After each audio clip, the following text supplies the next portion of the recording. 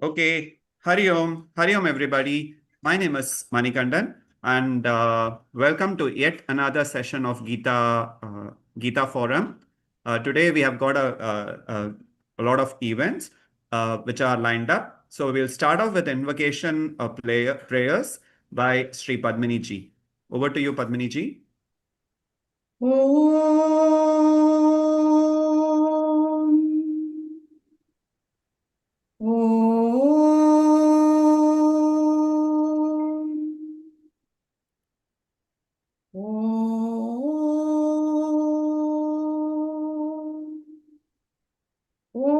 सहना भवतु सहनौ भुनक्तु सह वीर्यं करवावहै तेजस्विनावधीतमस्तु मा विद्विषावहै ॐ शान्ति शान्ति शान्तिः शुक्लाम्बरधरं विष्णुं शशिवर्णं चतुर्भुजं प्रसन्नवदनं ध्यायेत् सर्वविघ्नोपशान्तये सरस्वती नमस्तुभ्यं वरदे कामरूपिणि विद्यारम्भं करिष्यामि सिद्धिर्भवतु मे सदा गुरुर्ब्रह्मा गुरुर्विष्णुः गुरुर्देवो महेश्वरः गुरुरेव परं ब्रह्म तस्मै श्री गुरवे नमः.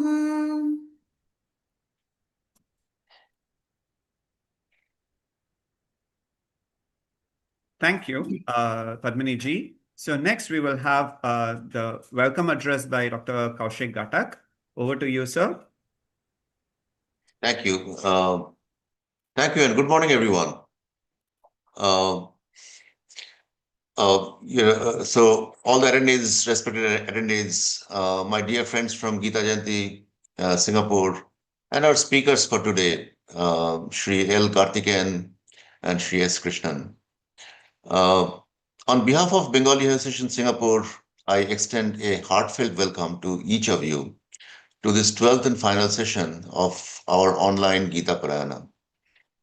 For the past 11 weeks, and this is the 12th week, we have been blessed to chant, reflect, and absorb the timeless wisdom of the Bhagavad Gita. Today, we bring this sacred journey to a close with chapter 18, the culmination of Lord Krishna's divine teachings to Arjuna. Throughout these weeks, we have not only recited the verses, but also been enriched by the interpretations and renditions offered by respected speakers and thought leaders who have taken their valuable time and come and shared their thoughts with us. Their insights have illuminated the deeper meanings of the shlokas, helping us connect the eternal truths of Gita to our daily lives. We thank them for guiding us with clarity, devotion, and scholarship. To me, the teaching of the Gita is not merely about taking action, but about the spirit in which we act. Gita helps us with clarity when we are confused, courage when we are afraid, and devotion while we are performing our duties. We will cover chapter 18 today, the grand conclusion. Chapter 18 synthesizes Gita's teachings. And the essence of chapter 18 is also Lord Krishna clarifying sannyasa, renunciation, sannyasa being renunciation, and tyaga, which is relinquishment. He explains duties arising from our nature and reveals the supreme path of surrender. Chapter 18 culminates in the assurance that dedicating all actions to Him and taking refuge in Him, Lord Krishna, alone leads us to peace, freedom, and the highest goal. The final Gita Parayana session will be a grand finale for sure. At this moment, I must also acknowledge the fantastic work of the Gita Jayanti organization in Singapore. For years, Gita Jayanti organization has been tirelessly propagating the message of Gita through Parayana, discourses, various events, and outreach programs. And we have been honored to be a part of this movement this year as Bengali Association. All of these initiatives ensure that the wisdom of the Gita reaches every home, communities, and Gita Jayanti organization does a fantastic job of involving all the communities throughout all the years that they have worked, and continues to inspire us in terms of leading harmonious lives. We express our deepest gratitude to all the speakers, volunteers, and organizers who have worked tirelessly behind the scenes. I have been part of this journey to some extent this year, so I've seen the amount of effort that goes in, but also to make this 12-week Parayana possible. And today we are especially honored to have Sri L. Karthikeyan ji and Sri S. Krishnan ji as our speakers. We thank them wholeheartedly for sharing their knowledge and devotion with us in this concluding session. And specifically for me, Sri L. Karthikeyan is a very close friend, dear friend. We've known each other for the last uh, 44 years, probably. We were classmates in college. So yes, it's also an honor to introduce him as a speaker today. As we chant and reflect together today, may the blessings of Lord Krishna inspire us to carry the Gita's light into our daily lives, into our families, workplaces, and communities, so that we become instruments of harmony and service. Thank you very much, and looking forward to having a great Parana session. Thank you, Thank you, Sri Kaushik Kathak ji. So let's now start chapter 18 chanting. Over to you, Padmini Chandrasekhar ji. We will do the Gita Dhyanam. After that, I Yes. will chant Yeah. chapter Gita 8. Dhyanam. ॐ श्रीपरमात्मने नमः। अथ श्रीमद्भगवद्गीताध्यानम्। ॐ पार्थाय प्रतिबोधितां भगवता नारायणेन स्वयं व्यासेन ग्रथितां पुराणमुनिना मध्ये महाभारतम् अद्वैतामृतवर्षिणीं भगवतीम् अष्टादशाध्यायिनीम् अम्ब त्वामनुसन्दधामि भगवद्गीते भवद्वेषिणी। नमोऽस्तु ते व्यासविशालबुद्धे फुल्लारविन्दायतपत्रनेत्र येन त्वया भारततैलपूर्णः प्रज्वालितो ज्ञानमयः प्रदीपः प्रपन्नपारिजाताय तोत्रवेत्रैकपाणये ज्ञानमुद्राय कृष्णाय गीतामृतदुहे नमः। सर्वोपनिषदो गावः दुग्धा गोपालनन्दनः पार्थो वत्सः सुधीर्भोक्ता दुग्धं गीतामृतं महत्। वसुदेवसुतं देवं कंसचाणूरमर्दनं देवकी परमानन्दं कृष्णं वन्दे जगद्गुरुं। भीष्मद्रोणतटा जयद्रथजना गान्धारनीलोत्पला शल्यग्राहवती कृपेण वहनी कर्णेन वेलाकुला अश्वत्थामविकर्णघोरमकरा दुर्योधनावर्तिनी सोत्तीर्णा खलु पाण्डवैरणनदी कैवर्तकः केशवः पाराशर्यवचः सरोजममलं गीतार्थगन्धोत्कटं नानाख्यानककेसरं हरिकथा सम्बोधनाबोधितं लोके सज्जनषट्पदैरहरः पेपीयमानं मुदा भूयाद्भारतपङ्कजं कलिमल प्रध्वंसिनः श्रेयसे। मूकं करोति वाचालं पङ्गुं लङ्घयते गिरिं यत्कृपातमहं वन्दे परमानन्दमाधवं। यं ब्रह्मा वरुणेन्द्ररुद्रमरुतः स्तुन्वन्ति दिव्यैस्तवैः वेदैः साङ्गपदक्रमोपनिषदैः गायन्ति यं सामगाः ध्यानावस्थिततद्गतेन मनसा पश्यन्ति यं योगिनः यस्यान्तं न विदुः सुरासुरगणाः देवाय तस्मै नमः।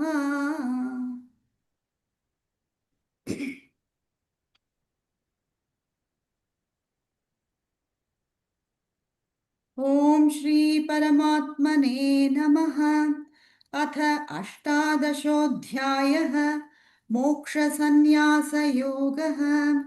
यया धर्ममधर्मं च कार्यं चाकार्यमेव च अयथावत् प्रजानाति बुद्धिः सा पार्थराजसी अधर्मं धर्ममिति या मन्यते तमसावृता सर्वार्थान् विपरीतांश्च बुद्धिः सा पार्थतामसी धृत्या यया धारयते मनः प्राणेन्द्रियक्रियाः योगेनाव्यभिचारिण्या धृतिः सा पार्थ सात्विकी यया तु धर्मकामार्थान् धृत्या धारयतेऽर्जुन प्रसङ्गेन फलाकाङ्क्षी धृतिः सा पार्थराजसी यया स्वप्नं भयं शोकं विषादं मदमेव च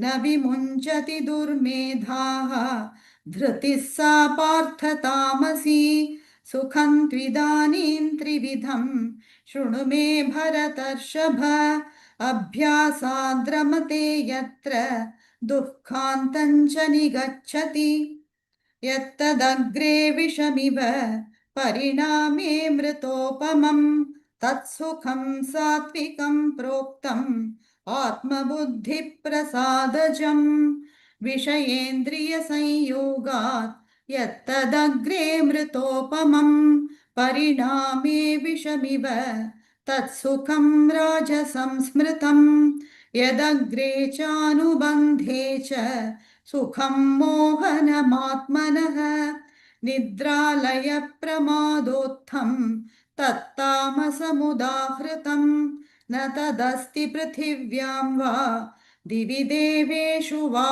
पुनः सत्वं प्रकृतिजैर्मुक्तं यदेभिः स्यात् त्रिभिर्गुणैः ब्राह्मणक्षत्रियविशां शूद्राणां च परन्तप कर्माणि प्रविभक्तानि स्वभावप्रभवैर्गुणैः शमोदमस्तपः शौचं क्षान्तिरार्जवमेव च ज्ञानं विज्ञानमास्तिक्यं ब्रह्मकर्म स्वभावजं शौर्यं तेजो धृतिर्दाक्ष्यं युद्धे चाप्यपलायनं दानमीश्वरभावश्च क्षात्रं कर्म स्वभावजम् कृषिगौरक्ष्य वाणिज्यं वैश्यकर्म स्वभावजं परिचर्यात्मकं कर्म शूद्रस्यापि स्वभावजं स्वे स्वे कर्मण्यभिरतः संसिद्धिं लभते नरः स्वकर्मनिरतः सिद्धिं यथा विन्दति तच्छृणु यतः प्रवृत्तिर्भूतानां येन सर्वमिदं ततं स्वकर्मणा तमभ्यर्च्य सिद्धिं विन्दति मानवः श्रेयान् स्वधर्मो विगुणः परधर्मात् स्वनुष्ठितात् स्वभावनियतं कर्म कुर्वन्नाप्नोति किल्बिषम् सहजं कर्म कौन्तेय सदोषमपि न त्यजेत् सर्वारम्भा हि दोषेण धूमेनाग्निरिवावृताः असक्तबुद्धिः सर्वत्र जितात्मा विगतस्पृहः नैष्कर्म्यसिद्धिं परमां सन्न्यासेनाधिगच्छति सिद्धिं प्राप्तो यथा ब्रह्म तथाप्नोति निबोध मे समासेनैव कौन्तेय निष्ठा ज्ञानस्य या परा। बुद्ध्या विशुद्धया युक्तः धृत्यात्मानं नियम्य च शब्दादीन् विषयांस् त्यक्त्वा रागद्वेषौ व्युदस्य च विविक्तसेवी लघ्वाशी यतवाक्कायमानसः ध्यानयोगपरो नित्यं वैराग्यं समुपाश्रितः अहङ्कारं बलं दर्पं कामं क्रोधं परिग्रहं विमुच्य निर्ममः शान्तः ब्रह्मभूयाय कल्पते ब्रह्मभूतः प्रसन्नात्मा न शोचति न काङ्क्षति समः सर्वेषु भूतेषु मद्भक्तिर्लभते पराम् भक्त्या मामभिजानाति यावान्यश्चास्मि तत्त्वतः ततो मां तत्त्वतो ज्ञात्वा विशते तदनन्तरं सर्वकर्माण्यपि सदा कुर्वाणो मद्व्यपाश्रयः मत्प्रसादादवाप्नोति शाश्वतं पदमव्ययम्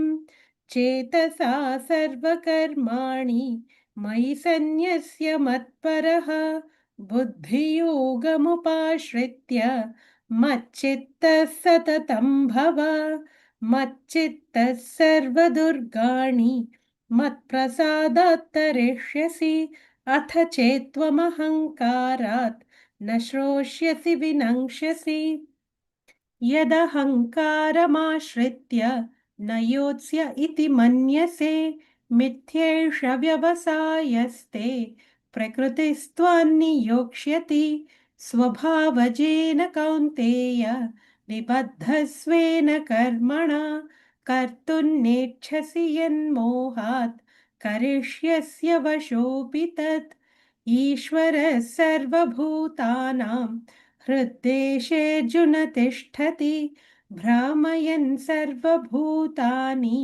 यन्त्रारूढानि मायया तमेव शरणं गच्छ सर्वभावेन भारत तत्प्रसादात् परं शान्तिं स्थानं प्राप्स्यसि शाश्वतम् इति ते ज्ञानमाख्यातं गुह्यात् गुह्यतरं मया विमृश्यैतदशेषेण यथेच्छसि तथा कुरु सर्वगुह्यतमं भूयः शृणु मे परमौ वचः इष्टोऽसि मे दृढमिति ततो वक्ष्यामि ते हितम् मन्मना भव मद्भक्तः मद्याजी मां नमस्कुरु मामे वैश्यसि सत्यन्ते प्रतिजाने प्रियोऽसि मे सर्वधर्मान् परित्यज्य मामेकं शरणं व्रज अहं त्वा सर्वपापेभ्यः मोक्षयिष्यामि मा शुचः इदं ते न तपस्काय न भक्ताय कदाचन न चाशुश्रूषवे वाच्यं न च मां योऽभ्यसूयति य इमं परमं गुह्यं मद्भक्तेष्वभिधास्यति भक्तिं मयि परां कृत्वा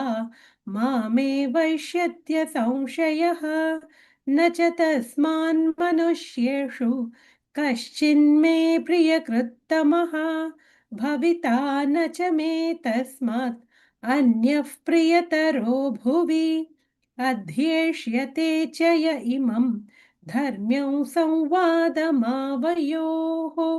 ज्ञानयज्ञेन तेनाहम् इष्टस्यामिति मे मतिः श्रद्धावाननसूयश्च शृणुयादपि यो नरः सोऽपि मुक्तः शुभाल्लोकान् प्राप्नुयात् पुण्यकर्मणाम् कच्चिदेतच्छ्रुतं पार्थ त्वयैकाग्रेण चेतसा कच्चिदज्ञानसम्मोहः प्रणष्टस्ते धनञ्जय अर्जुन उवाच नष्टो मोहस्मृतिर्लब्धा त्वत्प्रसादान्मयाच्युत स्थितोऽस्मि गतसन्देहः करिष्ये वचनं तव।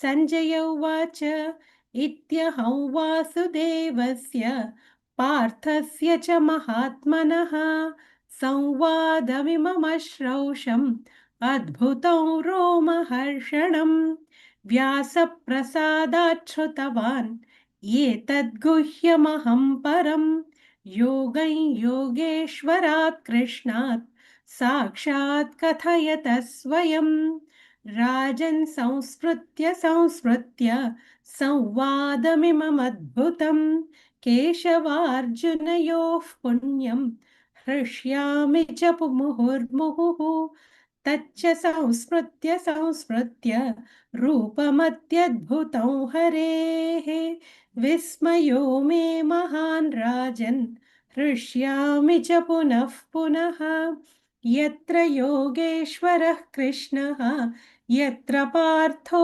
धनुर्धरः तत्र श्रीर्विजयो भूतिः ध्रुवा नीतिर्मतिर्मम यत्र योगेश्वरः कृष्णः यत्र पार्थो धनुर्धरः तत्र श्रीर्विजयो भूतिः ध्रुवा नीतिर्मतिर्मम यत्र योगेश्वरः कृष्णः यत्र पार्थो धनुर्धरः तत्र श्रीर्विजयो भूतिः ध्रुवा नीतिर्मतिर्मम ॐ तत्सत् इति श्रीमद्भगवद्गीतासु उपनिषत्सु ब्रह्मविद्यायां योगशास्त्रे श्रीकृष्णार्जुनसंवादे मोक्षसन्न्यासयोगो नामाष्टादशोऽध्यायः हरिः ओम् श्रीगुरुभ्यो नमः हरिः ओम् You can also continue with Gita Mahatmyam, Nakhilaji. अथ गीतामाहात्म्यं गीताशास्त्रमिदं पुण्यं यः पठेत् प्रयतः पुमान् विष्णोः पदमवाप्नोति भयशोकादिवर्जितः गीताध्ययनशीलस्य प्राणायामपरस्य च नैव सन्ति हि पापानि पूर्वजन्मकृतानि च मलनिर्मोचनं पुंसां जलस्नानं दिने दिने सकृद्गीताम्भसि स्नानं संसारमलनाशनं गीता सुगीता कर्तव्या किमन्यैः शास्त्रविस्तरैः या स्वयं पद्मनाभस्य मुखपद्माद्विनिसृता भारतामृतसर्वस्वं विष्णोर्भक्त्राद्विनिसृतं गीता गङ्गोदकं पीत्वा पुनर्जन्म न विद्यते सर्वोपनिषदो गावः दोग्धा गोपालनन्दनः पार्थो वत्सः सुधीर्भोक्ता दुग्धं गीतामृतं महत् एकं शास्त्रं देवकी पुत्रगीतम् एको देवो देवकी पुत्र एव एको मन्त्रस्तस्य नामानि यानि कर्माप्येकं तस्य देवस्य सेव हरि ओम् तत्सत्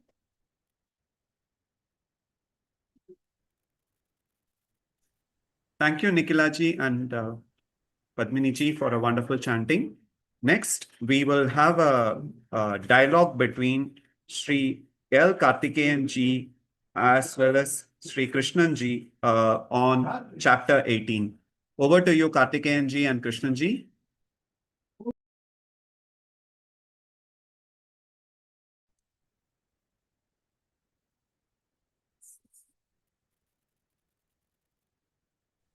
Okay. Om Gurur Brahma, Gurur Vishnu, Gurur Devo Maheshwarah, Gurur Sakshat Param Brahma, Tasmai Shri Gurave Namaha.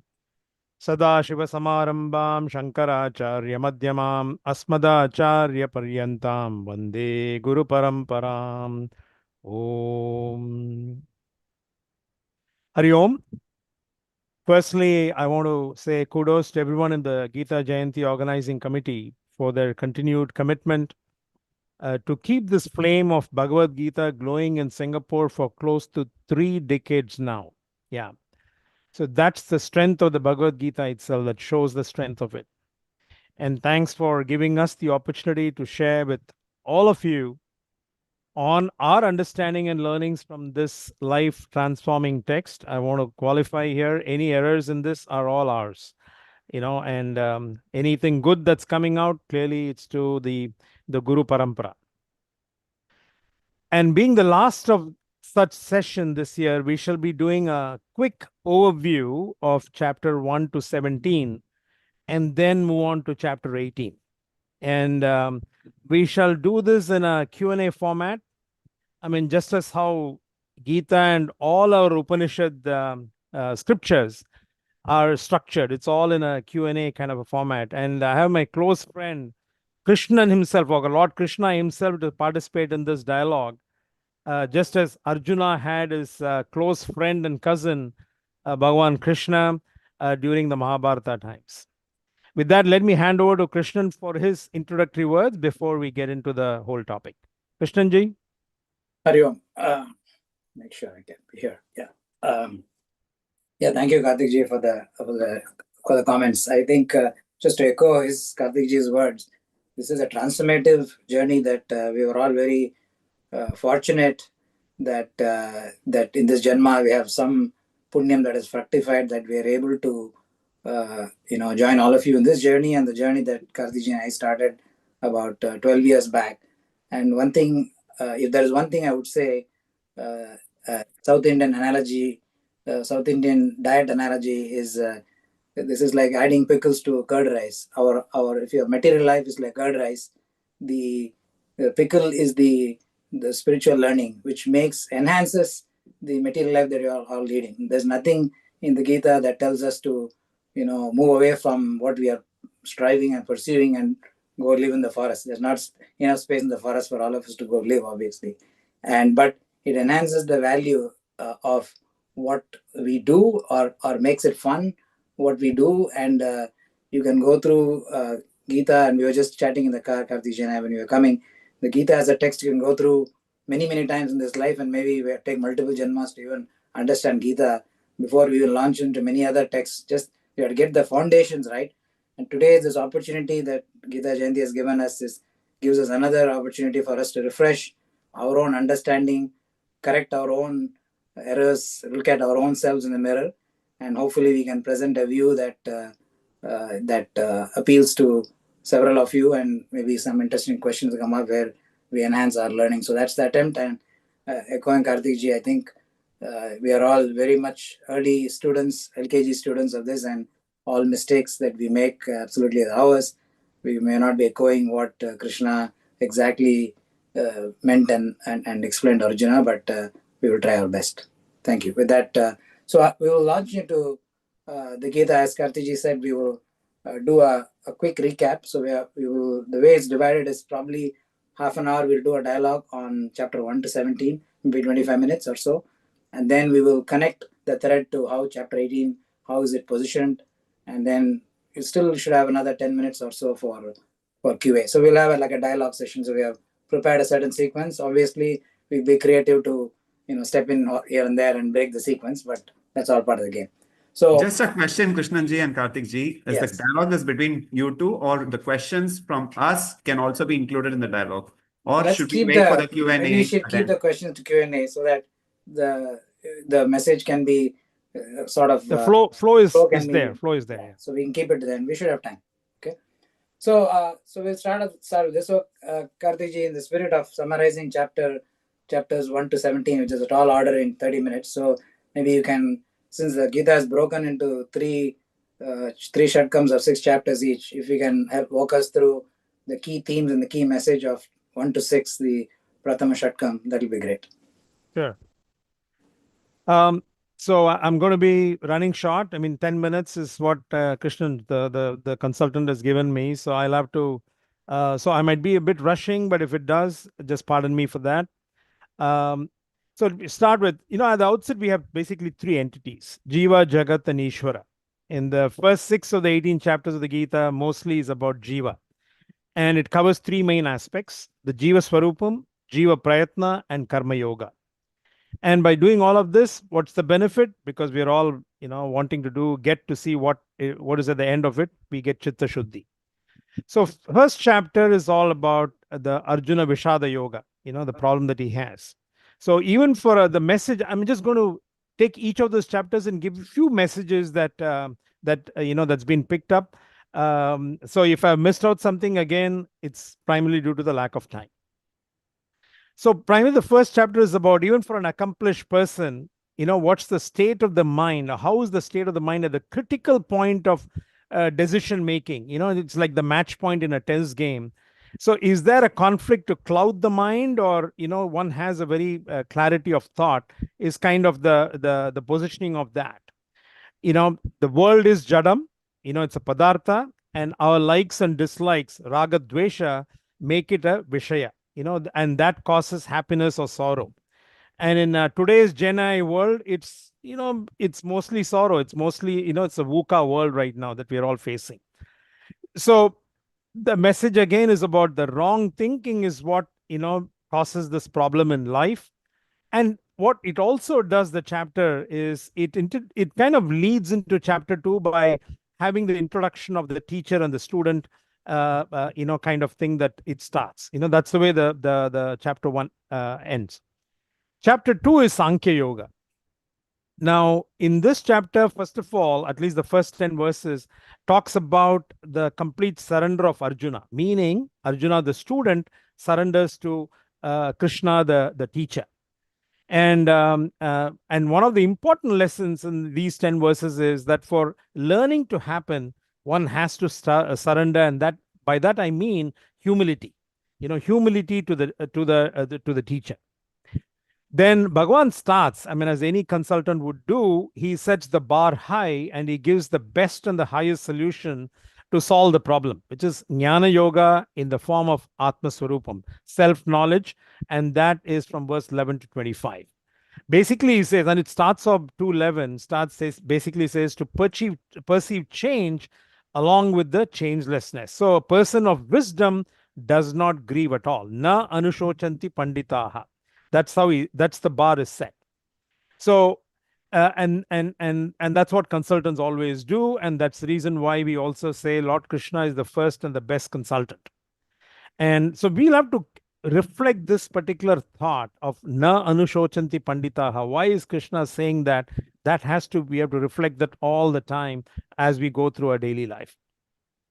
And as a preparation to understand this, the attitude and nature of work is really important. And that is basically covered in the Karma Yoga portion of the second chapter, 36 to 53, verses 36 to 53, as the mind is really not ready for jnana. So because, and a good analogy I want to give you is, one has to really till the field before sowing the seed so that you get the best harvest. So Karma Yoga is primarily that.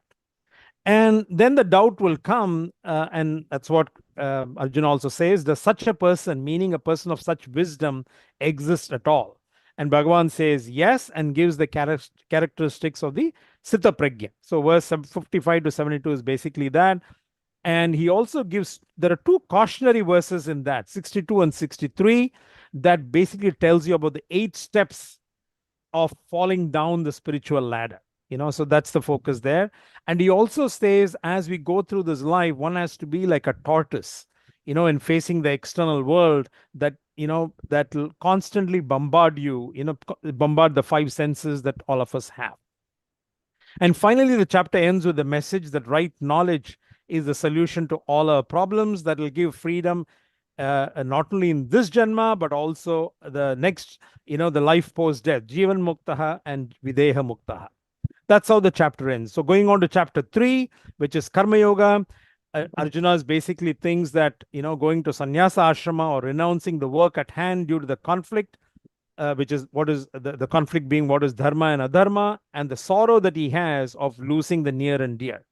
So he thinks that he can just take sannyasa ashrama and then run away from this. Then Bhagwan, that's why he comes in and talks about the karma yoga, which is do work with the right attitude, which is prasada buddhi, ishwara arpana bhava, and the panchamaha yajna. So he focuses very much on that.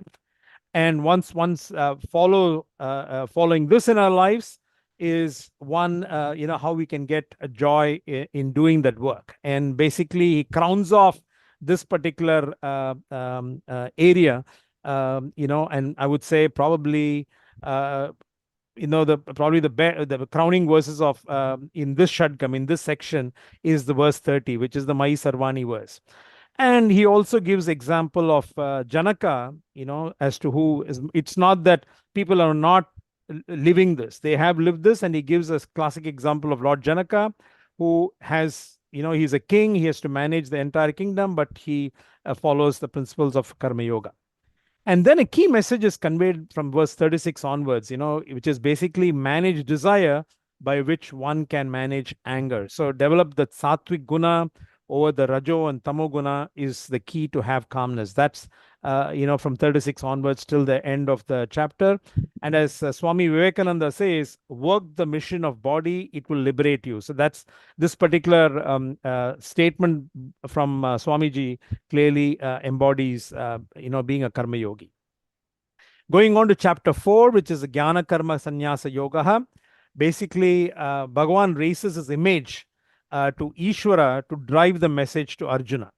So he brings in the concept of this avatara and the difference between the avatara and janma, because we human beings tend to accept and agree with someone who has got the experience, got the seniority, so we kind of tend to follow that message. And so I would think, Krishna also takes the position and brings in the concept of avatara. Then a very, very important and confounding verse sometimes, which is verse 18, which is learn to see akarma, which is inaction, of atma in action, which is the karma. So a very, very important concept being driven home in verse 18. And then he also, as Krishna always does, builds the big picture of Brahman in everything you do. That's in verse 24. Then knowledge is the only means of liberation. Verse 33, if you see, talks about that. Knowledge is the only means of liberation. And then he also talks about the connection of attitude of the student towards the teacher. Very clearly, verse 34 talks about the attitude of the student, what are the key qualifications even the teacher should have. Then a strong message that even a sinner, till now can attain liberation, is mentioned in verse 36. Classic example being Arunagiri Nadar. So there are some live examples, of sinners, just taking the shift and then attaining liberation. And then verse 39 for me is a very, very important verse, which talks about the Shraddha and commitment. So Shraddha and commitment, Paratatvam and Shraddha, very, very strongly emphasized in this particular chapter. Now moving on to chapter 5, which is the Karma Sannyasa Yoga. Basically, Arjuna's question of chapter 3, is packaged differently by the student also, because chapter 3 said, is Karma Yoga or Jnana Yoga better? Then he learns about Karma Sannyasa Yoga in chapter 4, then a different kind of question, because he is still wanting to run away. So chapter 5, he starts off by saying, is Karma Yoga or Karma Sannyasa better? So then again, Bhagavan gives the clarity. He says that between the external and the internal sannyasa, Bhagavan says internal sannyasa is what is the key to liberation. So even that means basically he's driving home the message that even as a grihastha, people like us, one can get jnanam, and obviously because of that, once you follow that, you imbibe that, you can get liberation. Then a very, very important concept, I think, world over, they talk about the DEI and all that, but that was talked in our scriptures 5,000 years ago. If you take verse 18, the concept of equality towards every being, samadarshinaha, is being brought up very strongly in verse 18.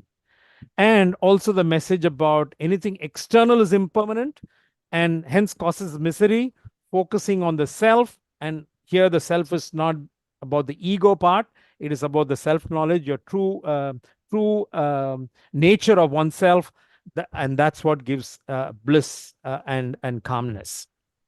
That's chapter 5. And if you go to chapter 6, which is the Dhyana Yoga, what I do with the available mind. Mind is a friend, also a foe. If it's not engaged well, then it can become a foe too, or it can become a monkey, as they say, because it goes back to its old habits, the vasanas. So how does one control or manage the mind is what this chapter is all about. We get to know the difference between upasana, which is the dhyanam on the ekarupa ishtadevata, or the and the nididhyasanam, which is the dhyanam or engaging the mind on Brahman, which is what we have seen, Brahman or Atma, which is what was emphasized in chapter 4 and the early parts of chapter 2. So the steps of Upasana and Nididhyasanam is the same as given by Patanjali in his Yoga Sutra. And what's the key benefit is Chitta Ekagrita. Then, Arjuna's question comes up here again, because we are all wanting to know, if I do this, what is in it for me? That comes up again and again. And here again Arjuna asks about, what if I fail doing this Shravanam, Mananam, Nidhyasanam and all that. So what if I fail due to this wavering and fickle mind that everyone has? And that comes up in 33 and 34, and for which Bhagavan says, all the guarantee shlokas are primarily here. He says, as long as you can get on the escalator, meaning as long as you can shift your arrow, if you are not able to get the liberation in this birth, don't worry. Next birth you will have that of a human being, and you will continue from where you left off. Basically, the Yoga Brashta topic is what Bhagavan talks about here. So the net result up to this point of the 6 chapters is Arjuna's mind written down by now, because he's got a lot of information, calming information from his friend and well-wisher. He should have less anxiety of the future, hopefully regret of the past, and the mind is light and available. Chitti has happened. A bit of Chitta Ekagrita also has happened because of the chapter 6. So in conclusion, what I want to just say is some few key verses. I started off by saying the 3 key message driven. So some verses that kind of drive home that message. So I started off by saying Jiva Swarupam. Jiva Swarupam is, you can see it from chapter 2, verses 12 to 25, or because we are this topic, this whole section is about Karma Yoga, Karta Abhokta aspect of the Jiva Swarupam, which is chapter 4, verse 18. Those are the important verses with respect to Jiva Swarupam. If you take Jiva Prayatna, primarily verse 5. Which is Atmanyeva Atmanatushtaha. So that is, so Jiva Prayatna is emphasized. And then finally, Karma Yoga, verse 247, the most popular verse of Bhagavad Gita. And then verse 30 in chapter 3. So those, I would think, would be what I would wanted to cover very quickly in the short 10-minute or 12-minute time frame. With that, let me pass on the baton to Krishnanji to talk about the second section, or the Shadgam as we call it here. So what are the key messages in the next 6 chapters, Krishnanji? Over to you. Thank you. So as we round off the first Shadgam, if Arjuna's mind, and that should be applicable to our mind also, if you have gone through what Krishna has given us as tips, mind should be fairly light, shouldn't be so perturbed by the actions we need to do. He has to do a very difficult activity as a war. For us, it's mostly our day-to-day activities. So we should be able to do our activities a lot more focused, less regrets, less anxiety of the future. Then the mind is light and available. Now the mind is, the free mind is available. It is asking questions like, why am I born? Who is this Lord? These curiosity questions now have space to come into the mind, because until now I was just stuck with work. I was only worried about actions and results and actions and results. Now I have time. So I start wondering, this what we have understood in chapter 1 to 6 is like a Ekarupa Ishvara, Ishta Devata, where the Lord is the Karma Paladata. He's giving us the results based on our actions or based on our past karma, etc. That's all been explained. But we are unable to accept the Lord is somewhere else, like we say Vaikuntha or Kailasha, and is, maybe sitting there and tweaking something, some knob there, and causing us to either have happiness or sorrow. That seems very difficult for us to accept. And the second reason we can't accept that is we think if he's the omnipotent, omnipresent creator that we talk about, and he has created this world, that means there must be somebody else providing some material for him to build this world. Then that means he's not omnipotent. Somebody else is providing material. So our Shastras raise our level of learning to say, okay, he's no longer just a Ekarupa Ishvara that we think is different from where we are, but actually not just the Nimitta Karanam, not just the Nimitta Karanam of this world, or not just the creator, but he's also the Upadana Karanam, that is also the material cause of this universe. So that's where it raises our understanding. This is a very, very different, this is totally different between Sanatana Dharma and the rest of the religions in the world, which all talk about creator but don't talk about the Upadana Karanam, that the Bhagavan is everything around us. And once he raises to that, that's what this section is talking about. So he's talking about the Ishvara Swarupam. The second topic is Upasana, and the third topic is this Ishvara that we have understood as the not just the Nimitta Karanam but also the Upadana Karanam. How do we have the Anugraha of this Ishvara? That is the main explanation here. And to connect to what Kartiji said, this is raising our level of understanding of Ishvara, that we are able to perceive this changelessness that we need to perceive in the middle of all this VUCA world of the change. It's like if you are in a dream, there's no way we can get away from the sorrow of the dream. Somebody stealing something from us. The only way we get out of the sorrow is when you wake up. So the raising of all these understandings so that you can come out of that of dream and understand the changelessness. So chapter 7 is called Jnana Vijnana Yoga. And Jnana Vijnana Yoga, you can think of it as one. There are many explanations how to look at Jnana Vijnana Yoga, but think of it as knowledge and realized knowledge. And because we got knowledge, now how do we get it to realize knowledge that's useful to us? Kartiji said we talk about Jiva, Jagat and Ishvara.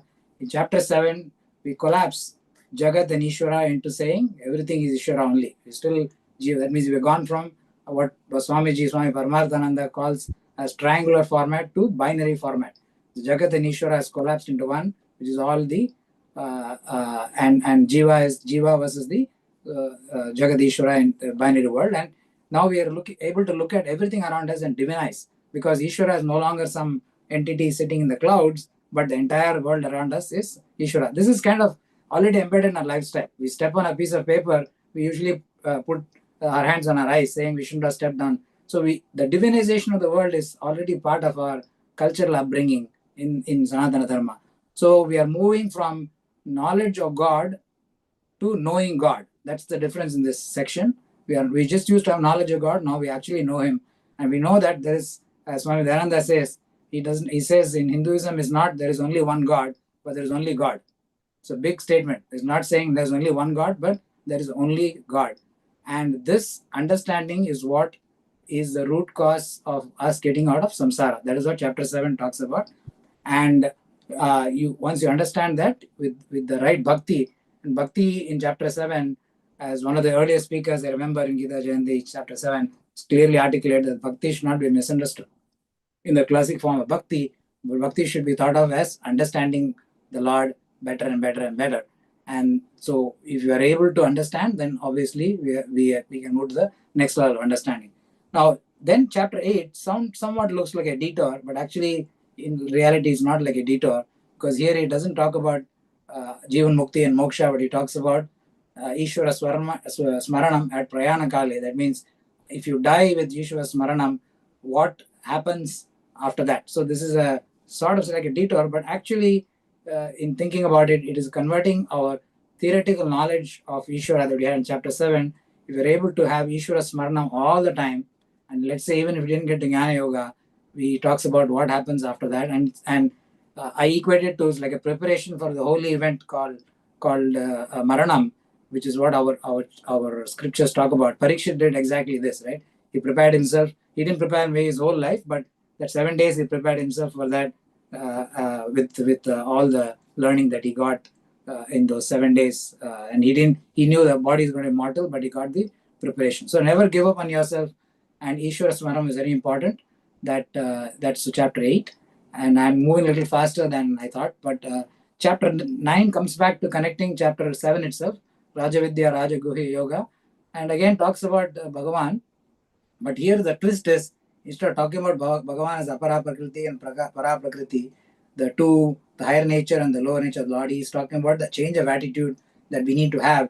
Once we understand this, how do we change? And that is the bhakti. The change of attitude that we have is bhakti, and how we lead a life with Karma Yoga, Arpana Bhava, and Prasad Bhava. I won't explain all that because the people in this call, I'm sure, are experienced students of the Gita. And this tells you really to value your blessings and figure out how to tap the grace. So 929 talks about Samoham Sarva Bhuteshu, means it is, I am there, I am equally blessing everyone. It's up to you to tap the grace. Complete reset of most of our understanding, that where we think Lord is giving us something when we go and ask, but he's saying, I'm giving all equally, up to you to tap the grace. So, and then two other very important verses here talks about doesn't matter whether you're late in this journey, which many of us are, but it talks about even if you are the worst sinner, this path. So 930 and 931, it talks about Shipram Bhavati Dharmatma and Apiche Suduracharaha. That doesn't matter what your past is. This coming to this path, you can make a instantaneous U-turn. Right? So very reassuring verses. Now, after having understood this, obviously Arjuna has a question. You are saying all these things. How do I see you? So he brings Vibhuti Yoga, where he shows various things in the universe, and it's only a sample of everything in this world, saying, I'm here, I'm here, I'm here. So it's a long list. It's great for Upasana, great for meditation, great for prayer, where we can remember the Lord is in everything. You don't have to necessarily only go to the temple or only in our Murti, everything around us is Ishvara. So seeing divinity all around, or seeing one in all. This is the main message of chapter 10. And the glory is unlimited, right? It is only in the eye of the beholder to see the glory. We need to see the glory. Glory is in front of us. So we are moved from the Ekarupa Ishvara Jnanam to Pratyaksha Jnanam Ishvara. Pratyaksha means I don't need to close the eyes to see Ishvara. He's right in front of us. Chapter 11 raises it one more bar, saying that it's not just one in all, but all in one. And that's a huge one, because Vishwarupa that we see, of course, we see all these pictures in calendars with Vishnu having thousands of arms, etc. But essentially, the vision that Arjuna gets, and he's not able to even take it. That's why he says, come back to your normal form. Is actually saying that moving Arjuna to the next level of understanding from one in all to all in one. Everything is me. So here, no longer is I'm Karna Murti, I'm also the justice face. So he's showing the fact that everything in this world has to finally merge into him. And while we know all that, do action, Nivit Matram Bhavasavi Sachins, 1133, do your actions, that is in your hands, and prepare to accept the results as though everything is in God's hands. So do your action as though everything is in your hands, and prepare to accept the results, aligning yourself to the cosmic free will. This is really what surrender means in all our scriptures. Surrender does not mean I give up my free will and do namaskaram. Surrender means I align my free will. I still have my free will to do the action. I align my free will to the Lord. Then chapter 12, to close off this section, actually a confusing word, Bhakti Yoga, which a lot of people misunderstand Bhakti Yoga as another yoga different from Karma Yoga, Jnana Yoga, and Upasana Yoga. There are only three yogas in Gita: Karma Yoga, first 6, second 6, Upasana Yoga, third 6, Jnana Yoga. Bhakti Yoga is in and through. Bhakti is an attitude, and it is helping you to understand the Lord better and better. As we evolve, our Bhakti evolves in its maturity, and it is a substratum that straddles the entire 18 chapters, our entire life. So here he's explained that. So essentially he says Bhakti is nothing but Karma Yoga, Upasana Yoga, Jnana Yoga. Again, in the paucity of time, I will not go through the chapter itself, but just to conclude that, 3 verses that we need to remember. I said 7:7, which is the Matta Parataram Nasti, which is basically saying I am everything. 8:7, Tasmat Sarveshu Kaleshu, remember the Lord all the time. 9:29, which is the Samoham Sarvabhuteshu, which is the grace. So tap the grace. Remember, we had 3 topics. The Ishvara Sarupam 7:7, Ishvara Upasana 8:7, and the Anugraha is always there, 8, 9, 29. So with that, I will leave it to Karthik ji to take us through the Charama Shatkam. Kind of rushing for time, but how to tell us how this Charama Shatkam is placed as a continuation from the Madhyama Shatkam. Thank you. Thank you, Krishanji. So we all have heard this Mahavakya, right? Tattvamasi. Now the Tvam part was dealt in the first 6 chapters, and the Tat part was dealt in the next 6 chapters. The Asi, or that part, is dealt in this section. So, and the Aikya Swarupam, which is the part is all about the guna management, the Aikyam part. And Jnana Yoga, which is the entire spiritual journey that one takes, is nothing but managing these gunas. And later on, Krishna will say guna itself is jnanam. In 13th chapter, we'll get to know that, which is what we are entering now, which is Kshetra Kshetrajna Vibhaga Yoga. So here, I, the subject, and anything you can point, including this body, are circles with no overlap. It's distinct and unique. So the subject is unique than anything that you see or experience in this world. Just as in our scientific objective world, we use tools, we have some hypothesis, and then we prove that. The same kind of logic is used also here. So this chapter deals a lot about the Drigdrishya Viveka and the Neti Neti principles that we use to kind of drive home the fact of what is the subject, or who is the subject, and what's the object. Right. So similar to the Atma Anatma differentiation that was done in chapter 2, especially when 12 to 25 is being discussed, the same thing is being talked about in this particular chapter also. And the practical value of this knowledge comes in, the 14, 16, and 17. So especially verse 17 says the same Atma resides in all. Hidi sarvasya vishtitam. So the concept that Krishnanji also mentioned in chapter 11. So then chapter 14, going to that, it talks about the Gunatraya Vibhaga Yoga. So it's basically practical tips of how you understand guna and how does it bind the individual. How does guna bind an individual? So it's basically the teaching is about drying the glue due to which we are all attached to this Prakriti. It's the binding nature that happens. So Trigunas, again, we all know about the RGB palette, right? You mix RG and B in different promotions, you get different colors. And that's basically what Triguna also is all about. So then the chapter 3 analyzes the Atma as the experiencer, Kshetrajna, using this Drigdrishya Viveka. Whereas chapter 14 is all about the Atma, or the attributeless. And the Anatma is the one which full of attributes. So all the gunas are basically part of the Anatma, and then the attributelessness. The guna atitaha is what is that Bhagavan says you should be driving yourself towards the guna atitaha concept. So the saguna nirguna vibhaga nyaya is brought about. And just like in chapter 2, when Arjuna asked the characteristics of a wise person, the Sthita Pragya Lakshana that Bhagavan walks him through, here again he asks about the Guna Atita Lakshana. So in verse 21, Arjuna again asks the same question. Hey, is there a person who is Guna Atita? So Bhagavan then again gives, he kind of walks him through the Atita Lakshana. He highlights the calmness to external happenings, be it pleasure and pain, lump of gold, same, view towards lump of gold and clay, desirable, undesirable situations, honor, dishonor, friend, foe, all that combination, the yin and yang part of it, having the same calmness towards that is focus of, how the chapter 14 goes. Chapter 15 is Purushottama Yoga. So basically it shows what will I see if I transcend all these gunas. So he went through the gunas in 14. He talks about the effect of the gunas on the individual.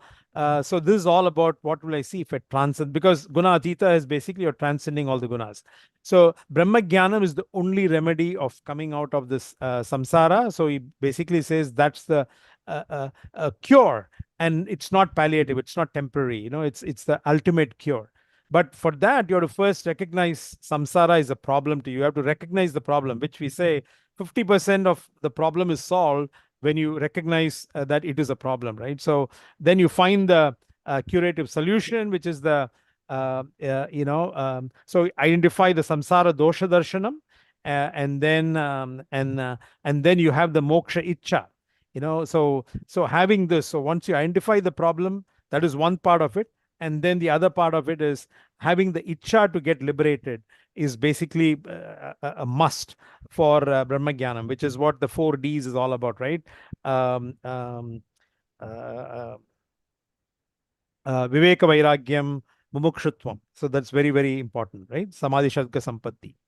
So he talks about then he gives a perspective of the three different kind of purushas: the Chara Purusha, which is the perishable, like the body, which cannot avoid death; then the Akshara Purusha, which is the imperishable, which is like the mind, which transcends one's body, and takes on another body, right? Uh, Similar to verse 22 of chapter 2.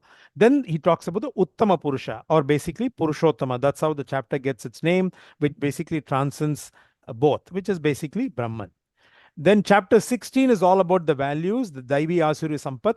So it describes how all the gunas, the RGB palette is what is being focused on. It dwells into how to manage and maximize Daivi Sampat and come out of the Asuri Sampat, right? So, and then the awareness of or measurement, because ultimately, as we also see in our business life, if you have to be successful in something, you got to measure, you got to measure the progress. And that's kind of Bhagavan gives a tool. So you can actually draw a matrix and measure for yourself. Obviously, it's not about measuring others. These tools are given to measure oneself as they make this journey, the spiritual journey, right? And chapter 16 and 17 generally deal with the Purva type of the dharmic living, and that's how chapter 16 goes. Chapter 17 is Shraddha Traya Vibhaga Yoga. So chapter 16 is all about Daivi and the Asuri Sampat. So how to acquire it is not given. So chapter 17 gives a methodology. Bhagavan gives a methodology of how using the fivefold disciplines that one can nourish the Daivi Sampat and actually nullify the Asuri Sampat. So practical examples or practical ways of how we can make that change. So he uses the fivefold disciplines of Shraddha, Ahara, which is the food, Yajna, which is the work one has to do, the Dhanam. Some people say that Hindu philosophy or Sanatana Dharma doesn't talk about Dhanam at all. It's very much part of our culture. And then finally, the Tappas. So this is kind of what chapters 13 to 17 covers, and I started off by saying it's the Jiva Ishvara Aikyam is one of the areas. So if you read chapter 13 verse 2, it basically drive homes that particular message of Jiva Ishvara Aikyam. If we talk about Jnana Yoga, which is the second point that's covered in this Shadgam or this section, if you take chapter 14 verse 2, that talks about Jnana Yoga. There are many verses. I'm just picking a few, just one or two, because the entire section is all about Jnana Yoga. And if you take Jnanam, and here it means values. It's not about knowledge. It's about values. 20 of them is covered in chapter 13, verse 10 to 12. And then if you take chapter 16, verse 2 and 3. Now you might wonder why there are only two verses for the good values. Bhagavan basically says, or he knows that humans typically would have, because of the exposure to, to the senses and the mind and intellect being driven by the senses, the likelihood of having the negative side is much more. So if you see chapter 16, a lot more verses is focused on the Asuri Sampat, basically telling, hey, you should avoid those values, right? Those negative values. So this is basically a quick run through, right, of chapter 1 to 17. I don't think we are doing that much justice to it in the next, in 30 minutes we have covered the entire 17 chapters. But hopefully you got the message of what 1 to 17 covers. But let's move on to chapter 18, which is the focus for at least that was a good level of chant done in last Parayanam and today's Parayanam. So Krishnanji, what is the message of chapter 14 and how you can connect it to what we have seen thus far, in the 17 chapters? Yeah, thank you. So Krishna, as you mentioned, so Krishna is here trying to connect all the loose ends of the message. He's really not intending to give a new message in chapter 18, but he's connecting all the loose threads in case we have loose things in our mind, trying to connect all those loose ends in the chapters and bring the discussion back to Karma Yoga and Jnana Yoga, which is the fundamental of Gita anyway. So he's not going to give us a different message here in case we're looking for that. And he will give us some parting comments to Krishna, to Arjuna in the end, which is obviously indirectly for us. And it is very similar to thinking of a newscast on a TV, which we don't watch these days much. A newscast which starts with the headlines and then finishes with the summary. So the headlines was chapter 2, and then the 3 to 17 went through the details, and then 18 comes back to summarize and give some additional pointers. This number 18 has a lot of significance in Sanatana Dharma. The 18 days of Mahabharata, 18 chapters in this text, 18 steps in Sabarimala, 18 Puranas and Upapuranas. So the 18 is a very, very important number. And there are many more examples. I just picked up a few just to, raise up the importance of chapter 18. So with that, Karthikji, maybe you can tell the audience how is this chapter organized, and we will then walk through maybe the key focus areas of this chapter.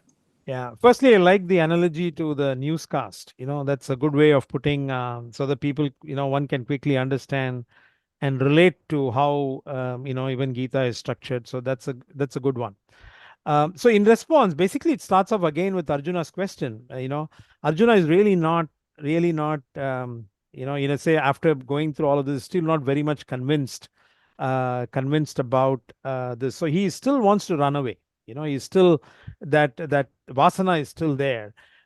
So he starts off by asking the question, is there a distinction between sannyasa and tyaga? And as I said, in chapter 3, chapter 5, beginning of chapter 3, chapter 5, he raises a similar kind of question.